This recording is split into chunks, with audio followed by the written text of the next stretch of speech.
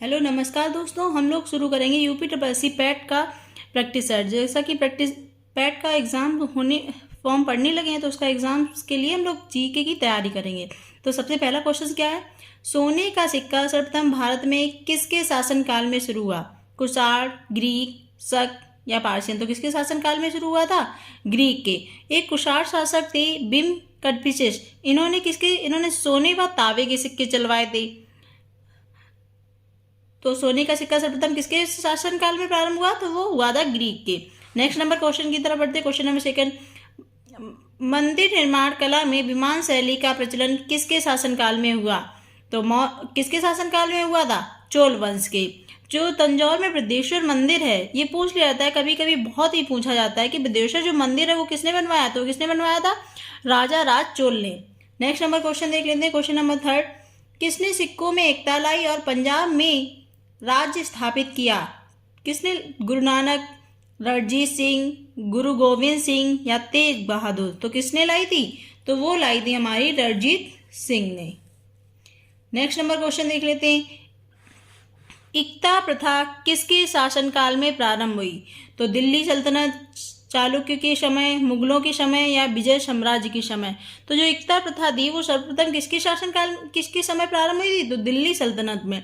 और कभी कभी ये भी पूछ लेता है कि दिल्ली सल्तनत में भी किसने की? तो वो की थी हमारे इल्तुतमिश ने। तो इल्तुतमिश को क्या कहा जाता है? गुलामों का गुलाम भी किसे कहते हैं? इल्तुतमिश को।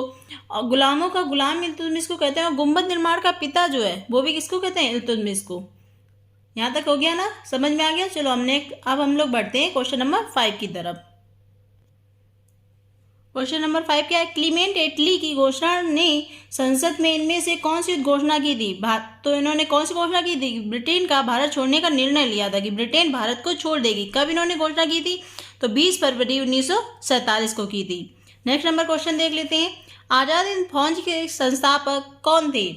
तो आजाद हिंद फौज के संस्थापक कौन थे? सुभाष चंद्र बोस। हम लोग समझ में क्या आता है कि कभी कभी जब नहीं पता होता तो यहाँ हम लोग देखते हैं आज़ाद, तो आंसर भी क्या लगा देते जल्दी में होते हैं, तो चंद्रशेखर आज़ाद। जबकि ऐसा नहीं है। आज़ाद हिंद फौज के संस्थापक कौन थे?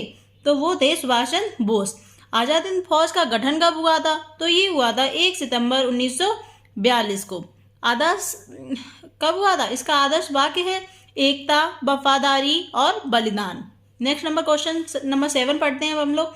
सामुदायिक निर्वाचन वर्ग भारत में पहली बार किस वर्ष आरंभ किया गया था? 1919 में, 1935 में, 1900 या 1909 में? तो कब हुआ था? 1919 में, 1909 में। अब ये 1919 इसको भी देख लेते हैं। तो 13 अप्रैल 1919 को क्या हुआ था? जलियांवाला बाग हत्याकांड। बहुत पूछा जाता है जलियांवाला बाग हत्याकांड। ठीक है, तो 13 अप्रैल कहाँ हुआ था? अमृतसर में। नेक्स्ट नंबर क्वेश्चन नंबर 8 देख लेते हैं। ऑल इंडिया मुस्लिम लीग की स्थापना किसने की थी? मौलाना अहमद अली, मोहम्मद अली जिन्ना, आगा खान, हकीम अजमल खान? तो किसने की थी? तो ऑल इंडिया मुस्लिम लीग की स्थापना किसने की थी? आगा खान ने। नेक्स्ट नंबर क्वेश्चन देख लेते हैं।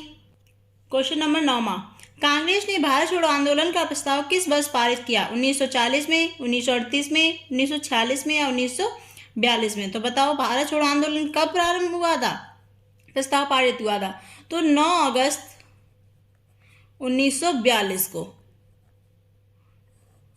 जो भारत छोड़ो आंदोलन था उसका प्रस्ताव पारित हो गया था। अब कभी कभी ये पूछ लेता है, जब भारत छोड़ो आंदोलन हुआ था उस समय जो गवर्नर जनरल थे वो कौन थे? वो थे लिनलिथगो। कौन थे? लिनलिथगो। कभी कभी आप लोग भूल जाते हैं कि उस समय कौन थे। तो इसका एक बहुत ही सिंपल आसान सा तरीका भी है। छोड़ो, छोड़ो मतलब चले जाओ। अब भैया जो जाएगा तो उससे आप इंग्लिश में क्या बोलेंगे? गो गो गो। तो जब गो बोलेंगे तो उससे याद रहेगा लिनलिथगो। तो भारत छोड़ो आंदोलन का प्रस्ताव जब पारित हुआ उस समय गवर्नर जनरल कौन थे? लिनलिथगो। ठीक है, इसी समय जो गांधी जी थे उन्होंने क्या नारा दिया था? करो या मरो का नारा भी इन्होंने तभी दिया था। नेक्स्ट नंबर क्वेश्चन देख लेते हैं। क्वेश्चन नंबर 10, महात्मा गांधी जनवरी 1915 से भारत लौटे। कहाँ से लौटे थे? तो कहाँ से लौटे थे? दक्षिण अफ्रीका से। कब लौटे थे? 9 जनवरी 1915। तो 9 जनवरी को हम भारतीय प्रवासी दिवस भी मनाते हैं। क्या मनाते हैं? भारतीय प्रवासी दिवस। क्या मनाते हैं? भारतीय प्रवासी दिवस। 9 जनवरी को हम लोग क्या मनाते हैं? भारतीय प्रवासी दिवस। चलो हम लोग अब क्वेश्चन नंबर 11 देख लेते हैं। किस धातु का भू प्रॉपर्टी में सर्वाधिक बाहुल्य, कौन सी धातु सबसे ज्यादा पाई जाती है? Fe, Al, Na, Mg। Iron. तो किस धातु का भू प्रॉपर्टी पे सर्वाधिक बाहुल्य है? तो वो किसका है? एल्यूमिनियम का। भू प्रॉपर्टी मतलब सबसे ऊपरी परत। तो उसमें कौन सा था? तो उसमें एस सीमा करके है ना, सॉरी सीमा नहीं, सियाल, सिलिकॉन और एल्यूमिनियम। तो किसकी हो गई? एल्यूमिनियम।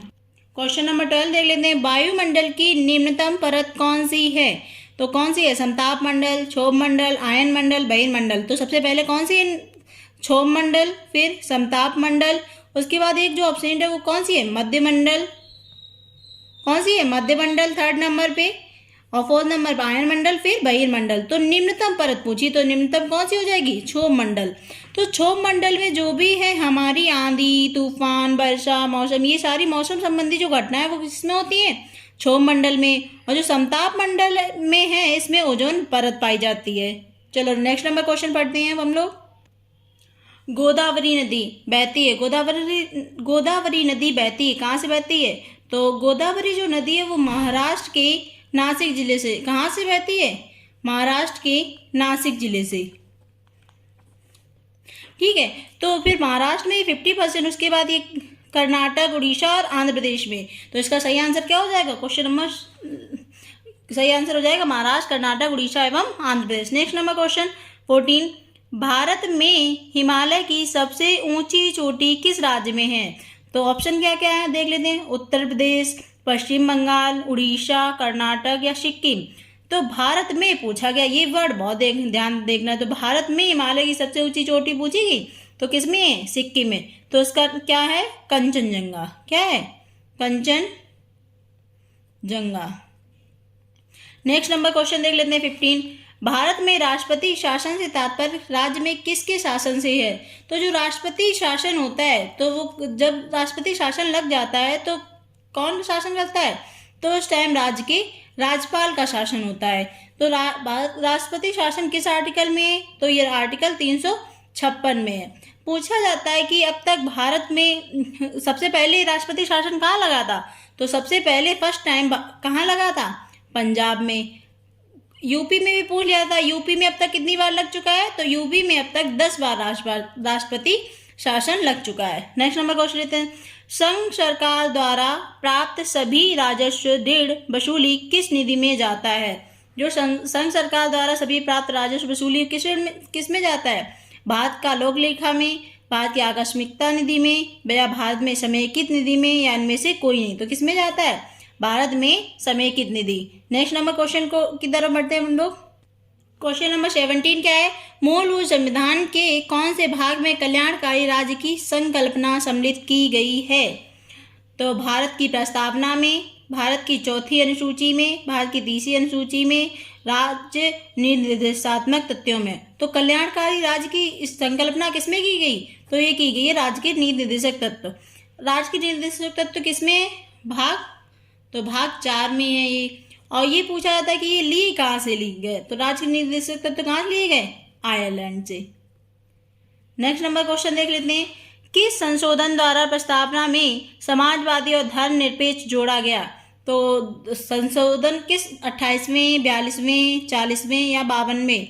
तो किस संशोधन द्वारा? 42वें संविधान संशोधन 1976 के द्वारा समाजवादी, धर्मनिरपेक्ष और अखंडता 3 शब्द ये जो थे वो जोड़े गए प्रस्तावना में। और 42वें संविधान संशोधन को हम क्या और बोलते हैं? इसको हम मिनी कॉन्स्टिट्यूशन, लघु संविधान की भी बोलते हैं। क्या बोलते हैं? लघु संविधान। 42वें संविधान संशोधन को। नेक्स्ट नंबर क्वेश्चन देख लेते हैं। ज्ञानपीठ पुरस्कार की शुरुआत किस वर्ष की गई? 1972 में, 1957 में, 1961 या 1969? तो ज्ञानपीठ पुरस्कार की शुरुआत किस वर्ष की गई? तो ज्ञानपीठ पुरस्कार की शुरुआत 1961 में हुई। पूछ लेता है कि प्रथम पुरुष जिसे ज्ञानपीठ पुरस्कार मिला तो वो कौन थे? जी शंकर कुरूप। और प्रथम महिला वो थी आशा पोडा देवी। नेक्स्ट नंबर क्वेश्चन, और ये हमारी क्लास का लास्ट क्वेश्चन। भारत में कितने नाभिकीय विद्युत संयंत्र मौजूद हैं? 7, 11, 9, 13। तो भारत में कितने नाभिकीय विद्युत संयंत्र मौजूद हैं? तो कितने हैं? 7। समझ में आ गया ना? धन्यवाद। आज की क्लास हमारी यहीं पे समाप्त होती है।